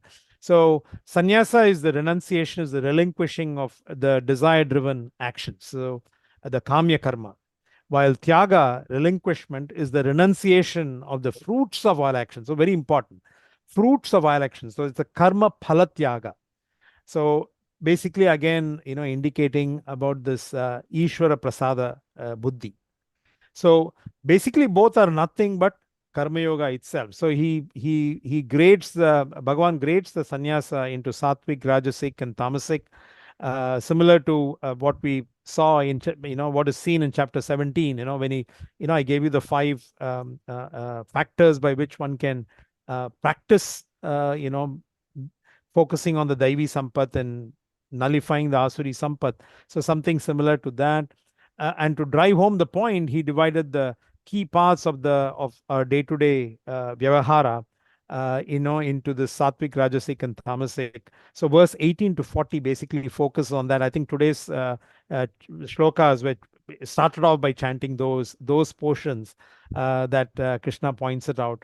And so he again, focuses on the basis of this sattvic, rajasic, and tamasic presences as jnanam, karma, karta, buddhi, dhriti, and sukham. So he takes these 6 factors and then breaks it down as sattvic, rajasic, and tamasic and presents it to us. So, and then after that, he goes back to Jnana Yoga and the focus being on Nididhyasanam, because whatever we learn, we have to assimilate, just as eating food is useful only when it gets assimilated into the body. So something which is what Nididhyasan also talks about. And then he goes back to talking Karma Yoga from the Bhakti angle, like you mentioned, Krishnanji, in verse, in chapter 12, Bhakti Yoga is not something different from Bhakti Yoga is an assimilation of all the Karma Yoga, Upasana Yoga, and Jnana Yoga, and then ends up with some concluding remarks for all of us to kind of follow. Now, Bhagavan, as I said, is, talked about Karma Yoga in detail in chapter 3. The entire chapter that was, dedicated to Karma Yoga. Then again, he's bringing back Karma Yoga, and presenting it differently. So, what's this unique message that he wants to present in chapter 18 on Karma Yoga? Yeah, thank you, Karthiji. One thing I take away from this is we sometimes misunderstand that why is he repeating the same message, Karma Yoga, Jnana Yoga, same thing again and again. One thing we miss is, as a student of the Gita, we are evolving along with the Gita. Our life experience is all changing. And the same message of Karma Yoga makes different meaning when we read it in different chapters, because we are evolving along with it. So is Arjuna has evolved along with it. So he's talking Karma Yoga to a more evolved Arjuna. So he's adding a little bit more color and raising the bar in Karma Yoga, knowing that now Arjuna will be able to appreciate it. So here Bhagavan deals with Karma Yoga actually in three portions: verses 1 to 12, 41 to 49, 56, 62. One thing it says after walking away from the Gita is Karma Yoga is the most important. Otherwise, why would you deal with it in chapter 2, 3, 4, 5, 6? Again, in this section, in this chapter, in three different sections. So there is one message we all have to get is we cannot absolutely lose focus on Karma Yoga. So in the verses 1 to 12, into Arjuna's opening question about the sannyasa versus Tyaga question, he uses this key verse, as Kardiji talked about, 18.5, Yajna Dana Tapa Karma. So he's saying that you can abandon karma, you can do karma bala tyaga, but you cannot avoid action and focus on yajna based action, charity, dana based action, austerity. No, you cannot give it up. And he says it in two ways. One is for karma yogi, you cannot give it up because it's a chitta shuddhi. In case Arjuna thinks he's a jnani, he's saying you are living in this world, you still have to do these things. You are not a recluse sitting in the forest, so you still have to do yajna dana tapa karma as a thanksgiving, as a role model for the rest of the world. Second time in verses 41 to 49, because here he has already gone through the gunas. Here his message of the Karma Yoga is the importance of picking up the right profession. Very, very useful for ourselves and our families, our children. How do you pick up your profession based on your gunas and svabhava? So we understood guna in chapter 14, 16, 17, as well as the guna section that Kartiji talked about. So he's really talking about how do you pick up your swadharma. So the 1847 talks about Shreyan Swadharma Viganaha, which is similar to a verse that was in chapter 3, same starting words. And then 1848, Swakarmana Tama Bhyarcha, do every action with the right attitude of Arpana Bhava and Prasada Buddhi. So here, basically, he's linking it to the gunas, and he's talked detail about what is a Brahmana, Kshatriya, Vaishya in terms of gunas, and he's bringing this action. Again, evolved person, evolved message. Third time in 56 to 62, he's bringing from a bhakti angle. Again, we would have expected Ishvara Swarupam understanding through the Gita. Now he's dealing with the bhakti angle for Karma Yoga and emphasizing that Ishvara is a very important part of Karma Yoga. There's no such thing as secular Karma Yoga that some people we hear on the internet these days. There's no such thing as secular. Ishvara is just that understanding Ishvara evolves over time, but Ishvara is very much a part of Karma Yoga. And 1861 really talks about Ishvara Sarva Bhutanam verse, which talks about the essential ingredient of linking Jnana Yoga to Karma Yoga. So that's how very evolved Karma Yoga is presented here. Now, Gardiji, how can you help us understand what is the unique message of Jnana Yoga in this chapter, different from how we have seen it, and how does Bhagavan use that to close this chapter? Yeah. So I think before I get to that, I just want to underline the secular karma part. So when you do or go in this journey of being a karma yogi, one of the important aspects is Ishvara Arpana Bhava. So anything that you do, you do it for Ishvara. So when you have that, then there is nothing called secular. It's all, you involve God in anything you do. And as the second section says, you see God in everything, one has. So whatever actions you do, you automatically do it for God. And so God is there in every aspect of our lives, whether we do or whether we experience. So I just want to underline and reinforce that fact before I get into what Jnana Yoga is mentioned in chapter 18. So Jnana Yoga, is mentioned twice in this. So one is verse 13 to 17, and then from 50 to 55. So in 13 to 17, the concept of akarta abhokta is again emphasized.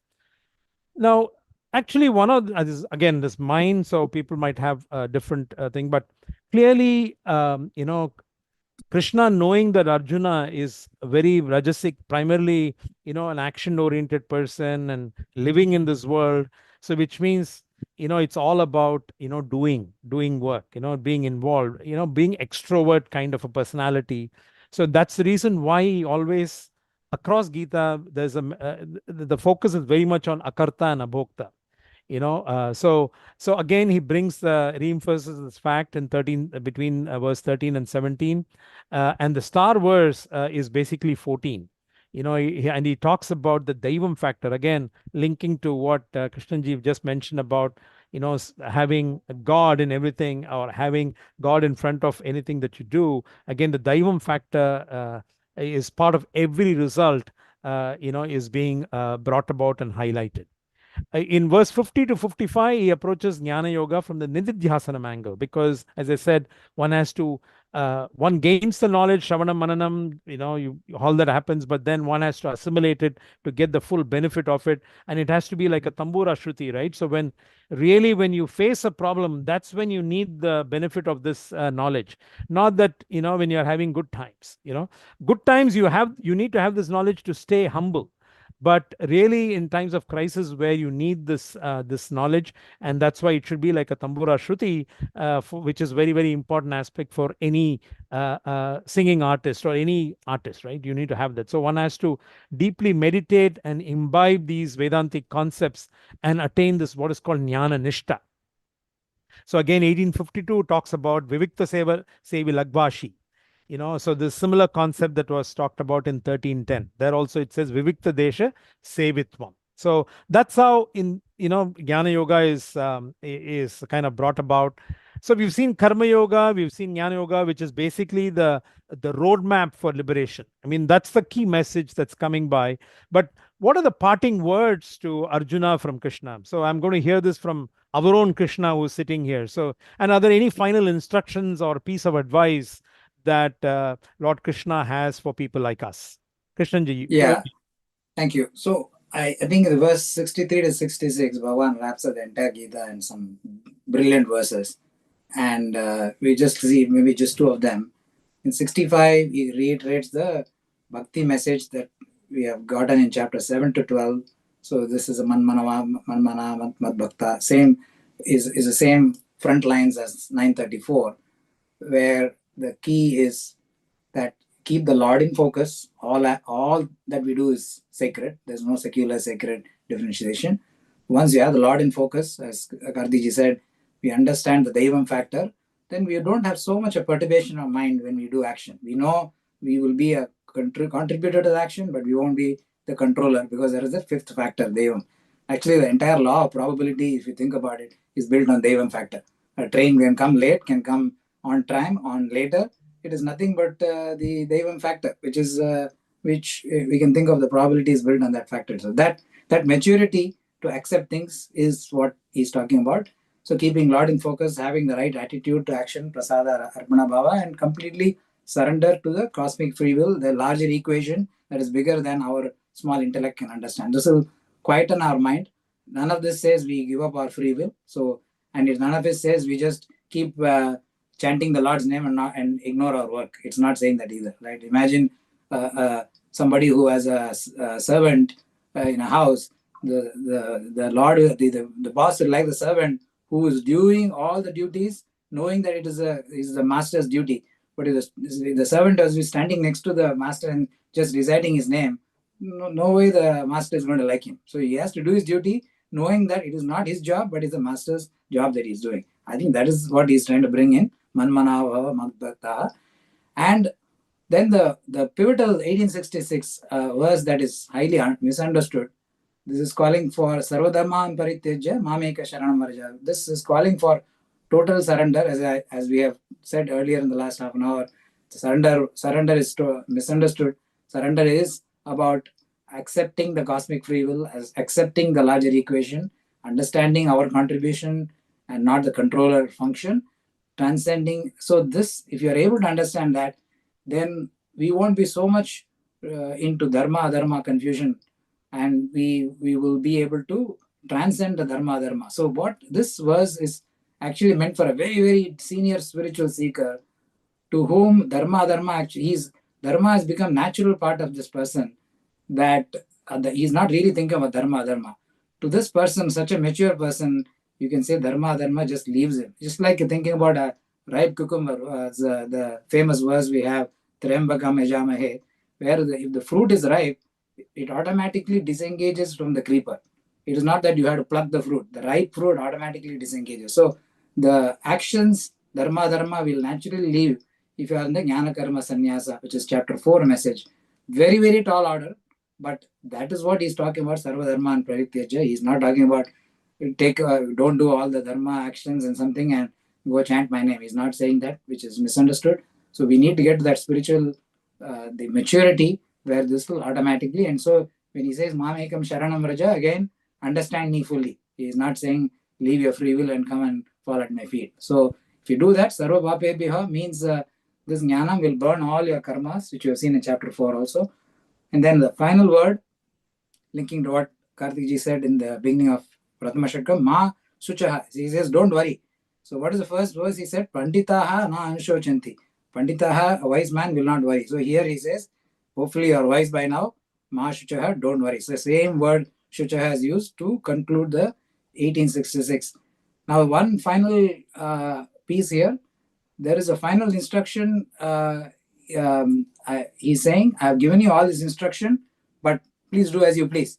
This is the most democratic scripture you can ever find, where after giving all the instructions, and actually if you look at many chapters, even though it looks like instructions, actually he's just describing scenarios. He's saying Rajasic looks like this, Tamasic looks like this, Sattvic. At no point he says we have to pick the message and decide our course. So highly free will based thinking, highly democratic thinking, and he says, I've given you all this, just like parents who tell the child, do as you please. I've told you everything. So he's doing exactly that. Now we have to conclude this chapter with Sanjaya's message, because remember in the Gita, Sanjaya is observing this episode and relaying to Dhritarashtra. That is how the story started in the first verse. So we conclude with what parting words Sanjaya has to wrap up this chapter. So Karthikji, please help us take us through that. Yeah. I just remembered one more example, Krishnanji, when you talked about the surrender part and the dharma, assimilating the dharma, which should come automatically. This is about let's say there's a person who is extremely hungry, and he sees food in a dustbin, that person would not go and, consume that food, right? So it's something similar to that. So so dharma is kind of imbibed into the whole thing. So that's the point. Okay, now coming back to this, so the concluding verse actually for the Gita itself, Sanjaya gives again a grand vision. What's the result of this union of Krishna and Arjuna that he saw in the middle of the battlefield, in the middle of for us it's like middle of being in this VUCA world. So Sanjaya declares that wherever there is Yogeshwara Krishna, meaning what? Here Krishna is seen as the guide, and the Partha Dhanurdhara, which is basically a competent actor, competent person with a lot of skills. We all go and, go to university to learn and all that. So we have the required skills. There'll always be prosperity, Shri, victory, Vijaya, expansion, Bhutihi, and then firm morality or dharma, which is the dhruva niti. So that's how the whole so basically the message is about when a best student and the best teacher are in communion, when they get together, benefits are bound to happen, and it will happen. That's the kind of the, again, in a way you can say a guarantee kind of a shloka, a confidence boosting shloka. So when I'm ready to act based on dharma, grace will always be there, is the message that is being given here. And with that, we conclude, the discussion on, or the samvada on chapter 18. hopefully we can take a few questions and hopefully we can answer as Krishna wanted to convey in his wonderful scripture. Thank you very much, and Hari Om. Hari Om. Sorry, I think we probably went about 10 minutes past our time, but hopefully it's useful. Okay. Thank you, Krishnanji and Karthikji, for a wonderful dialogue. It was really, we were seeing that the conversation between you were too great. Yeah. Any questions from the people on the chat?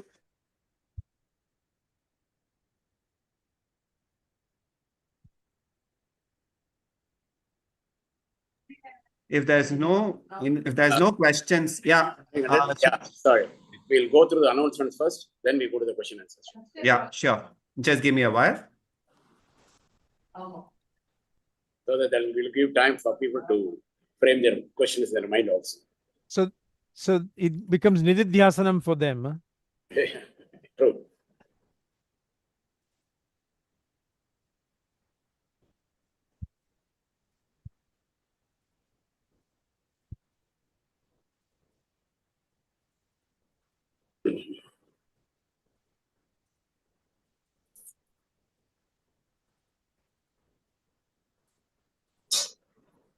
Okay, over to you, Srinivasanji. Okay.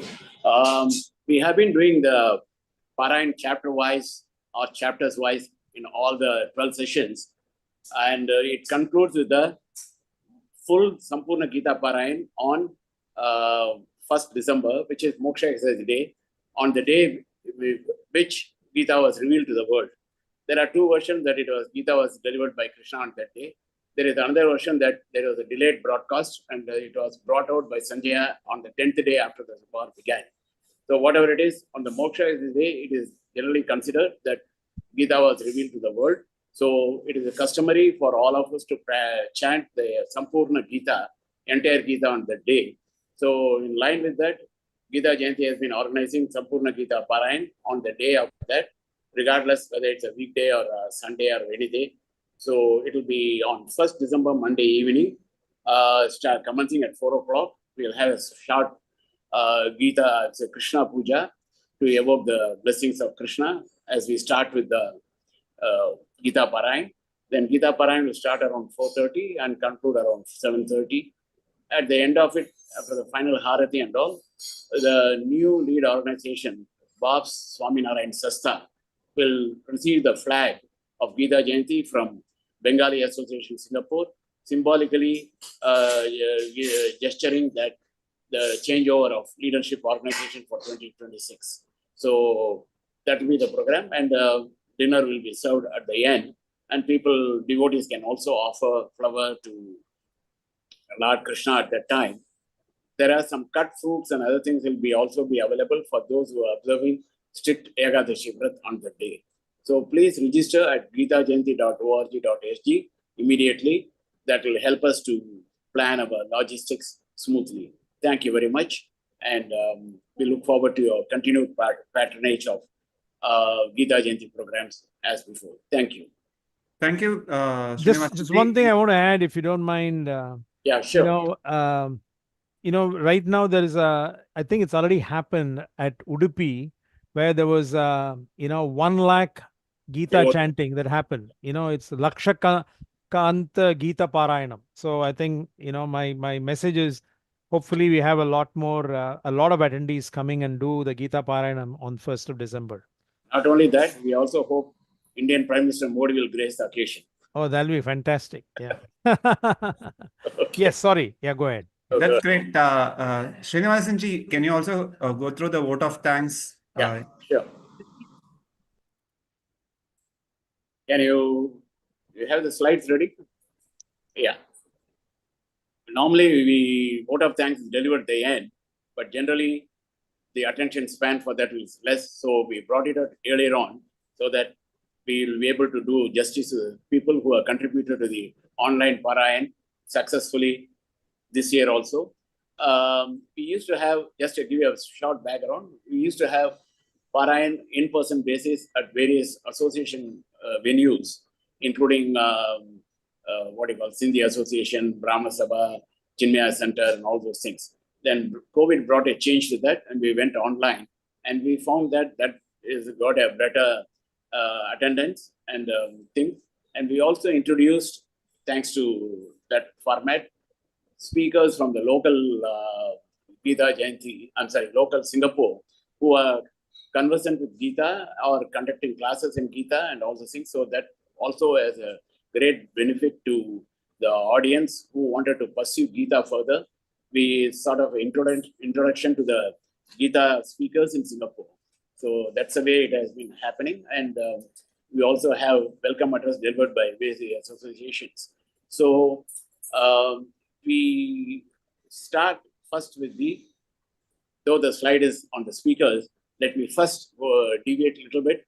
We would like to thank all the participants who have been in the Gita online Parayan, because whatever we do, without them, nothing happens. Without their support, it doesn't materialize into a full flower. You may be able to plant the seed, you may be able to water the plant and everything, but if there are no flower, then the tree, shrub or plant or tree is not complete. So that way, we thank the flowers of who are the audience who have been diligently participating, though the numbers have been varying, but it has been quite an encouragement. Thanks very much for all the participants who are present today, as well as in the earlier sessions. Thank you very much. And we go back to our chanters who have been diligently chanting every session. They have been taking turns to chant. Sri Padmini Chandrasekhar ji, Nikala Srihari ji, Kumari Sandhya Gudi, Alka Gudi, Bhavana Balasubramanyam, Lata Balachandran, Savitri Satyamurthy, Rashmika Anand, Arjun Guru, Rama Guru, Veena Sriram, Manjula Srikesi. And some of them, it may be interesting to note that there are parents, children, chanters also, like Rama Guru and Arjun Guru, and then Nikala Srihari and Srihari, who are husband and wife and all those things. So that was and we also had Sanya Gudi and Alka Gudi, who are also the mother and daughter combination. So thanks to all the chanters for keeping the spirit of chanting alive and bringing it to this. And we had these sessions inaugurated by people from various associations of Gita partner organizations. As you can see, the list is there, and you can run through that. Sengutuvan ji, Sri Hari, Varaprasad ji, Rajan Krishnan ji, Karthikeyan ji, who has got the double honor of being welcomed with the giving the welcome address, which was also on short mini Gita lecture, and also today. And Ajay Kulkarni, Chandran Nair, Sharmila Patel, Shivani Kirwal ji, Ganesh Kurup, K.V. Rao, concluding with Kaushik Gata, the president of BAS today. Thank you very much, all those things. And all this would have not have been possible to put all the pieces together and make it a beautiful garland. That's thanks to Manikandan and Anand Chandrasekhar ji. Thanks a lot for your continued sustained efforts to make this online sessions very successful. Thanks very much. Thank you very much. Closing prayers will come after. We'll have now the question and session to Karthik ji and Krishna ji. Yeah, now it's time for us to clarify all our queries and questions. Yeah.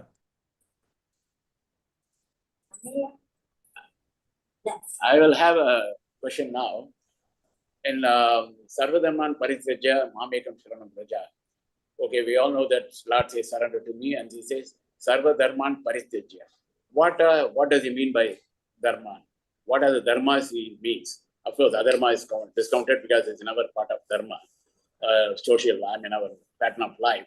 But there are several dharmas. So could you be able to elaborate what does dharma means there? Thank you. Since I explained that verse, I'll try to attempt with Srinivasanji. So I think dharma in that context is actually dharma and adharma included, as you rightly said. So it is not talking about, but I think the word that causes confusion is parityaja. Looks like you have to drop dharma, adharma. The learned gurus have read the understandings from, and I think I remember even Swami Samachitananda explained in this forum maybe last year, that you really don't have to drop anything. It will automatically drop when you realize that, when you reach that level of spiritual maturity, Jnana Karma Sannyasa of chapter 4, then all the dharma will drop. Of course, then as Karthik said, dharma, you still be a dharmic person. The dharma becomes essentially intrinsic to you, but you are not in this duality of world where you're looking at every action from the dharma lens. That will not have to, because your dharma is intrinsic part of you. That's the way I look at this verse. Sorry, I think you're on mute, Srinivasanji. You're on mute, Srinivasanji. No, perhaps I can add that when say dharma, there are still some basic dharmas that have to be observed, like Satyam, Vada, Dharmam, Chara, all those things. Correct. Devabhav and all those things. So those type of basic structures cannot be Correct. given up any point of time. Correct. So it is only the bhavana, dharma, where it means how you look at the God, the process of reaching what you call further advancements. Then you drop off. Like when you climb from one tree, climb the tree, from one branch, you go to the other branch to another branch. Correct. Then you give up one branch to go to the next branch, but you never out of the tree. Yeah. So you never out of the dharmic path. Yeah. But keep moving off, giving up something to attain something. Okay, you can look at it that way also. Yeah. Thank you. Any more questions from the ground? Manikandan, he said he wanted to ask questions in between the dialogue session. Now he can ask. Your field is open for you. Field is open for you. Okay, the questions, I've got a lot of questions, but never mind. So 18th chapter is a summary of all the main chapters. So the biggest question is, at what point did Krishna kind of highlighted that Aham Brahmasmi? That where was that stated? Because there was one thing which I always in other side also, when I was checking with some things, there is no quote on Aham Brahmasmi in Bhagavad Gita. But where is it stated that entire verse of Aham Brahmasmi, and where is that realization that you are the Brahman? In which chapters it made it very clear? Because there was a summary. Good. Can I, Karthikji, you want me to? Go ahead. Yeah. So if you go to chapter 7, there are many Mahavakyas in the Gita. You will not find Aham Brahmasmi, the word, in Gita, but equivalent, what we call Mahavakyas. Chapter 7, I believe, is 18, but I'm going to just cross-verify in my book if I'm wrong. Now, Udara Sarvaye Vaite, Jnani tu Atmaiva Mevatam, Asita Sahyuktatma, Mameva Anuttamam Gatim. So this is a Mahavakya where he says, Jnani and I are one. So this is the same as Brahmasmi, just that he's explaining it in a different way, because Udara means everyone, among all the noble people, Jnani and I are one. So essentially there is the Mahavakya shloka. Hopefully that answers your question. Okay, thank you. Well, Because the other verse I want to add, I mean, which is, when in the first section you're talking about Jiva Swarupam. So if you take verse 424, verse 424 is Brahmarpanam Brahmavihi Brahmagna Brahmanahutam Brahmaiva Tena Gantavyam Brahma Karma Samadhinaha. So very clearly see Brahman in everything, right? So you can take that as another verse. Yeah. Okay. Because these are kind of references stating that this is. The other question is also Tattvam Asi. Tattvadam, Tvam Padam, and Asi Padam. So these are the three different the six Shadgam is divided as Tat, Tvam, and Asi. Yeah.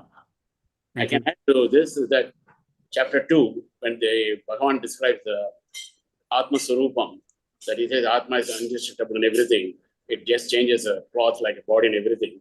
He says it is indirectly points to Aham Brahmasmi, because it's a Brahma Tattvam, it doesn't change anything. And it's much more elaborately discussed in chapter 13, Kshetra Kshetrajna concept. So, I mentioned 13:3. Srinivasanji, so verse 2 of chapter 13. Kshetram Kshetrakyam Chapimam Vidhi. Yeah. So that's clearly talks about the Aikyam part. Jiva There's another Mahavakyam. Yeah. In fact, Swami Sarvapriyananda talked elaborately about that in the last lecture, Correct. 2 years back. Yep. So that was the thing, that the field, who is the knower? That No was. is no.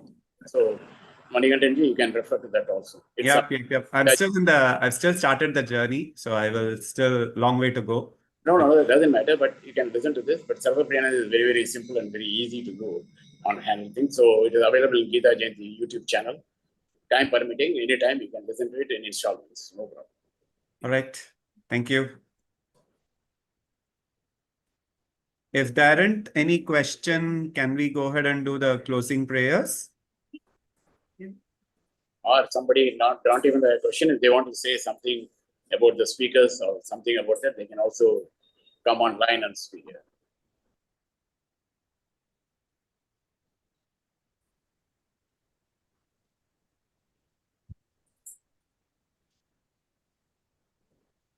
Hope you are on. You have to unmute. Gopiji, you have to unmute. He's probably not hearing us either. Yeah, probably he's not able to hear us. Maybe Mani, Mani, can you just chat message to him? Can you send a chat to him? I'm saying- asking him to unmute himself. No, Maybe maybe he's he's not not able to hearing. hear us. Here Oh, now? now he's okay. Now he's okay. Yeah, All go right. ahead, Gopiji. I thought I did unmute, but I'm surprised it's still muted. There was a saying, you were saying earlier on, there is the Jnana Yoga and Bhakti, Karma Yoga, Jnana Yoga, Bhakti Yoga. Actually, we were saying that there's no Bhakti Yoga here and then it's already merged with Karma Yoga. Is that right? Is that what you're conveying?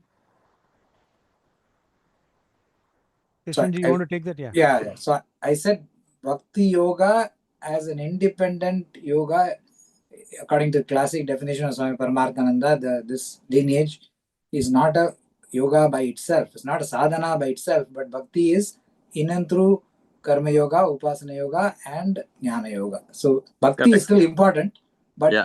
it is not a yoga by itself. But again, these are words. Some people you would see call Upasana Yoga as Raja Yoga. This Yeah. word is also used. Again, causes confusion because it looks like something different.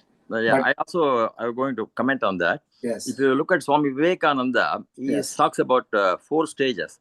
Yes. We say first he says in the beginning of Raja Yoga, very Yeah. clearly he says, each soul is potentially divine. Yeah.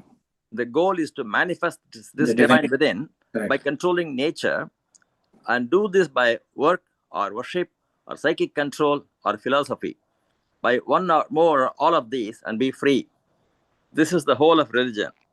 Doctrines are dogmas, rituals are books, or temples are forms, are but secondary details. So very clearly, it demarcates 4 such things actually: Karma Yoga, Bhakti Yoga, Jnana Yoga, and Raja Yoga. The Raja Yoga is the one eightfold. Patanjali's yoga aphorisms, it says that yamam, niyamam, pranayamam, asanam, pranayamam, pratyaharam, dharanam, dhyanam, samadhi. These are the eightfold yogas of Patanjali's Raja Yoga. He deals with quite a detail about those things. So therefore, I was just thinking there is a separate branch of Bhakti Yoga. So actually, it's not so that you are saying, is it? Or is it merged with Karma Yoga? So if you go by what is given in chapter 12 and Shankara Bhashyam, which is, which you can say is the epitome of all Bhashyams. Correct. Very clearly, if you look at chapter 12, the message there is, as what Krishnanji said, there is nothing separate called Bhakti Yoga. So chapter 12 basically talks about 5 steps. You start at the lowest step. You have, there are Karma Yoga 1, Karma Yoga 2, and then Upasana Yoga, and finally Jnana Yoga. So basically the 5 steps. Yeah. So it starts off by having selfishness, and then come out of selfishness to selfless, and then focus on Ekarupa Ishvara, and then Anekarupa Ishvara, and then you go. So that's what is mentioned by Bhagavad Padar in his Commentary. Gita commentaries, and that is the commentary generally followed by some of the well-known Gita Upasakas. Upasakas. Yes. Okay. All right. So it's more or less somewhat a part of Karma Yoga. so Yes. to say.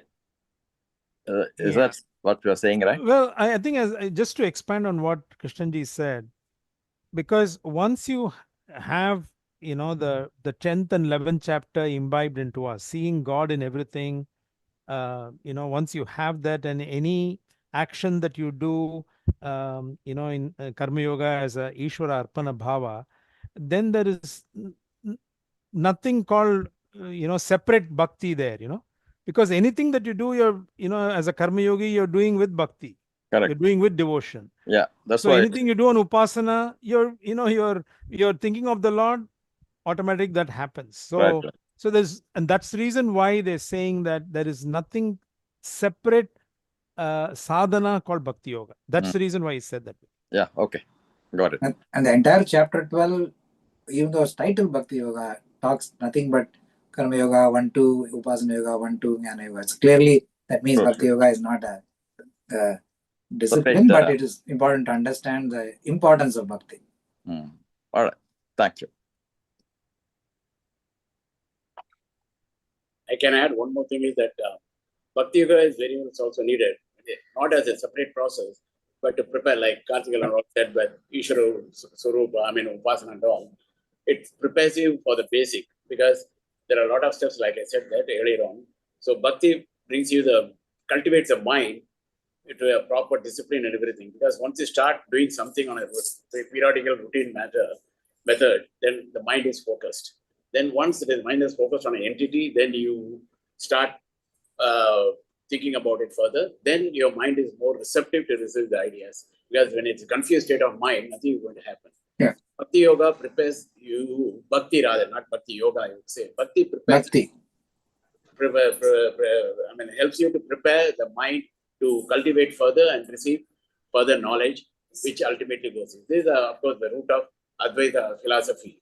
Of course, we go to Dvaita and Vishishtadvaita, their interpretation may be slightly different. And if you go to Prabhupada's Krishna Chaitanya Prabhu, that totally focuses on a different matter. So it depends upon on what school of thoughts you are pursuing to read Gita based on that. Because once you take 2, 3 together, it's like mixing oil with water and everything, then there will be more confusion rather than anything. So if you're drinking water, stick to water. If you're drinking milk, stick to milk. If you're doing something with oil, stick to oil. Don't try to confuse, because interpretations, our scriptures are, you can say it's wonderful or you can say it's complicated, because it allows you to interpret the manner you want, because they know that everybody's mind is different state of level. Not everybody is made of the same mold.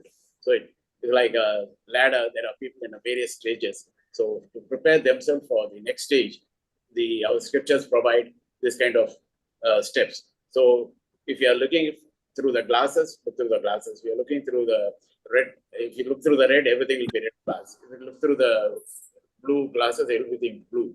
So you cannot say wearing a blue glass why it's not red. So that's the thing.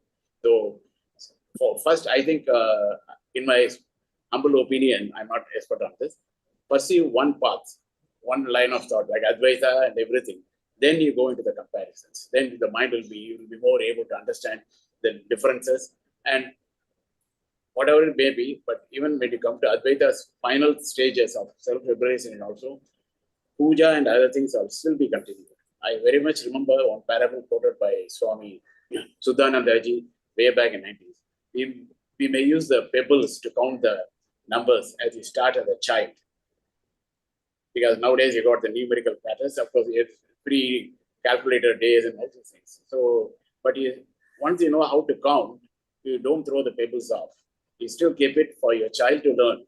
So that way, you still keep doing something, the bhakti, and you demonstrate it so that the child will do. Because ours is a way of life.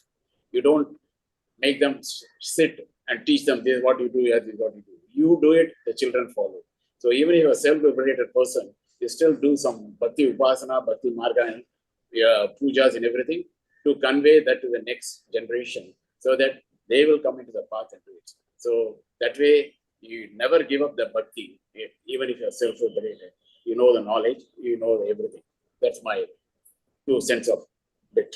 Fantastic example, Srinathji. The pebble is a brilliant example. Yeah. Thank you.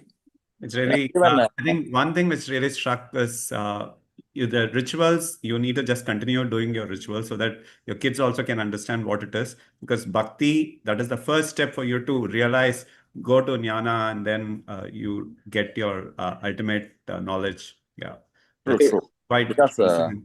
yeah, the same thing is ascertained by Swami Omkarananda ji, who says, always keep saying, you start with Karma Yoga, Bhakti Yoga, and then Raja Yoga and Jnana Yoga. Ultimately, Jnana must come. He says this is the only way you can attain salvation.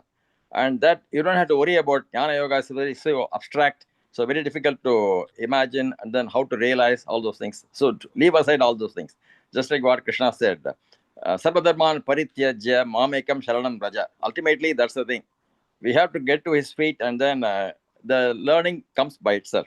The Jnana Yoga, I believe, should be the result of all these previous steps we are taking. I So think it's a to differ. fine blend of everything.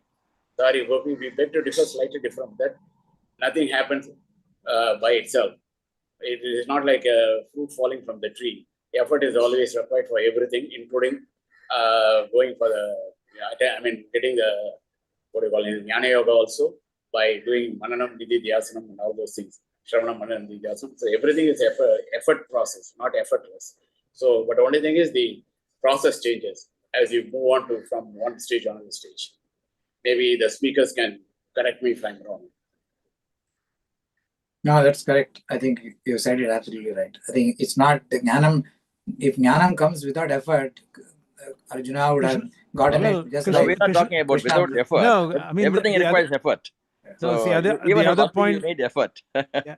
So Yeah, the other without point which- effort, there is nothing possible. But then you don't have to worry about the abstraction of the thing. It's difficult to understand. So how to understand that Paramam, Paramatma and Jivatma and one? That is they are effort. so That is different. effort still.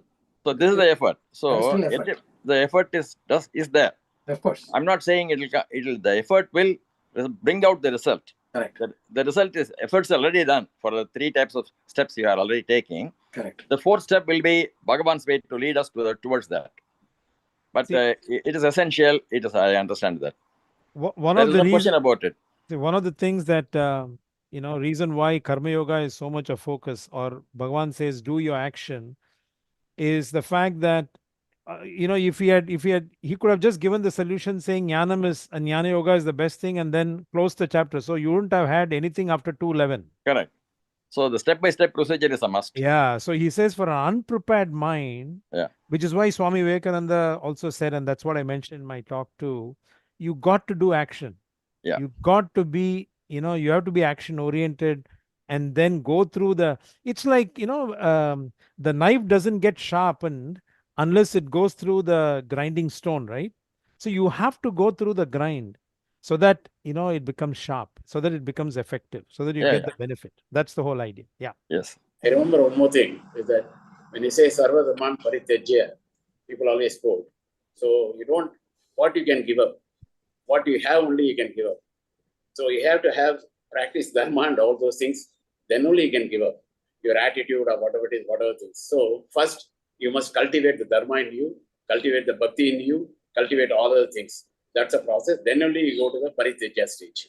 So you cannot give up anything without not having anything. That's right. That So was the order very is like applicable this. to Start with the advanced. Karma Yoga, and then Bhakti Yoga, then Raja Yoga is also a must to train the mind, and finally Jnana Yoga. So this is, I think, the right procedure to go through. That will be that you said it correctly. Thank you. Right. So thanks a lot for a very great discussion. I think with this, I think we are reaching the time. So can I ask Nikhila ji to do the closing prayers?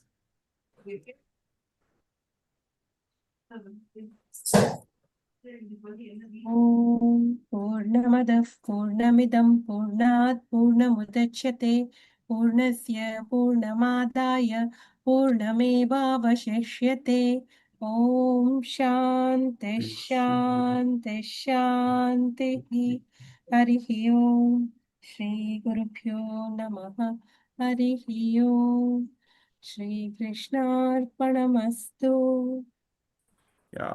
Hari Om. Hari Om. Yeah. Yeah, just one quick addition to my earlier announcement. The Sampurna Gita Parayan, as I said, this Parayan is from 4:30 to 7:30.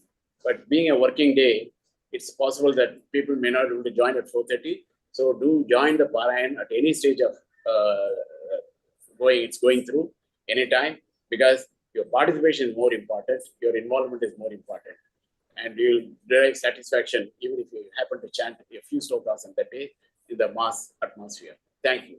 So Srinivasanji, one question maybe for the benefit of others is the people can also submit their Gita Likita. Yeah, Ligita Gita Samarpan. So you might want to just Thank you. We have been asking people to write also the Gita in their own lingo, by handwritten, no copy paste. So they have been doing it. So those people can bring it, and then it will be placed at the altar, and with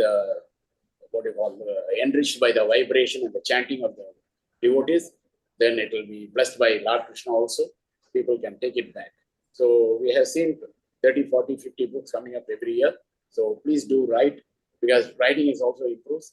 Some people asked me 2 years ago that can they repeat it? I said anytime, because the more you write, the more it goes into your mind.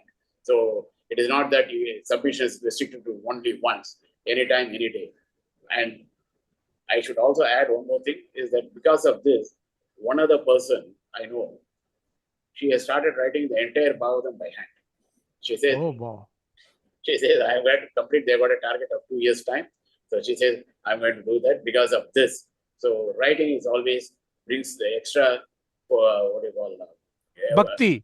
It brings bhakti. extra bhakti. Also makes you stabilize. I mean, I understand the slokas very well, because you're not going to simply write the sloka, you are going to read the commentary also, even brief one. So that gives you some immediate imbibement with your knowledge. Thank you. Thank you very much. Hari Om. Hari Om. Thank you. Thank you, everybody. It was a great session. Thank you. Yeah.